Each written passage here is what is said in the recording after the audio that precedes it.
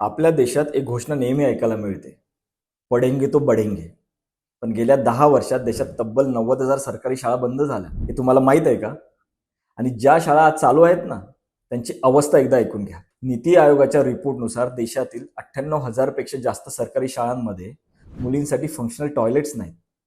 तर 1,19,000 शाळांमध्ये आज इलेक्ट्रिसिटी म्हणजे वीज नाही. प्रचंड उकाड्यात, उन्हाळ्यात गरिबाची मुलं खाली पट्टीवर बसून पंख्याशिवाय शिकतायत. आणि दुसरीकडे भाषण ठोकणाऱ्या आपल्या नेत्यांची मुलं हार्वर्ड, याले आणि लंडन स्कूल ऑफ इकॉनॉमिक्स सारख्या मोठ्या फॉरेन युनिव्हर्सिटीजमध्ये लाखो रुपये भरून शिकतात. सर्वात मोठी कॉमेडी म्हणजे देशातील 1,04,000 शाळा अशा आहेत जिथे पूर्ण शाळेला सांभाळायला फक्त एकच टीचर आहे. तोच हजेरी घेणार, तोच शिकवणार आणि तोच पोषण आहार वाटणार. जर गरिबाचं मूल शिकून शहाणं झालं ना, तर ते प्रश्न विचारणार. आणि प्रश्न विचारले तर जाती धर्मावर मतं कशी मिळणार? नियम एकच करा, सर्व नेत्यांच्या मुलांना 5 वर्षे सरकारी शाळेत शिकणं कंपल्सरी करा. बघा, एका रात्रीत शाळांचा कायापालट होईल. तुम्हाला काय वाटतं?